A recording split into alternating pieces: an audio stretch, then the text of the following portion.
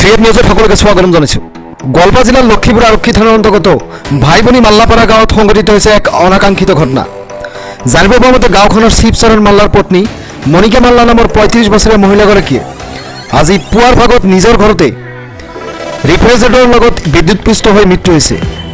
ইতিমধ্যে ঘটনাস্থলীত লক্ষীপুৰ আৰক্ষী উপস্থিত হৈ ঘটনাটোৰ প্ৰাৰম্ভিক তদন্ত আৰম্ভ কৰিছে আৰু উক্ত ঘটনাই সমগ্ৰ অঞ্চলত তীব্ৰ চাঞ্চল্য বিৰাজ কৰিছে আৰু সকলো পোহৰলৈ আহিব মৰণোত্তৰ পৰীক্ষাৰ পিছত। আচলতে মহিলাজনীৰ মৃত্যু কেনেকৈ ঘটিছে সম্পূৰ্ণ তথ্য মৰণোত্তৰ পৰীক্ষাৰ পিছত ওলাই পৰিব।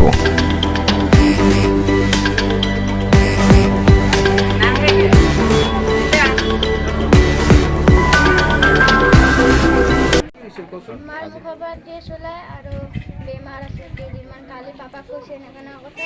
তাৰপিছত আইতা ফোন কৰি কৈছে মই কালি আহি আছোঁ, তুমি ভালকৈ থাকা। তাৰপিছত আমি আজি যাব খুজিছিলোঁ গুৱাহাটী।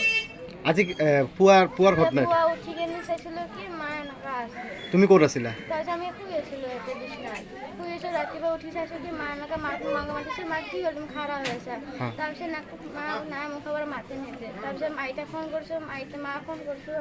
তাৰপিছত আইতা আৰু মাহীহঁতে আহি আছে। তোমালোকে কেই ভাই ভনী? তিনিটা। তুমি ডাঙৰ নেকি? বাকি দুটা সৰু?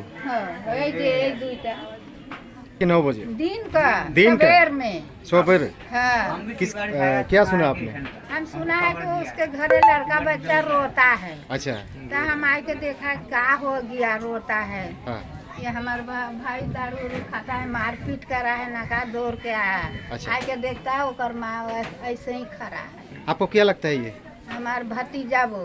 भतीजा वो? हाँ तो आप आके देखा कि वो मर गया है? हाँ हाँ? हाँ। घर में कौन कौन है? वो कब 3 बच्चा। इसका हस्बैंड कहाँ है? हस्बैंड नहीं है, बाहर है। बाहर है मतलब हाँ। बाहर मतलब क्या है? बाहर है, कंपनी में काम करता है, लखनऊ है। लखनऊ। हाँ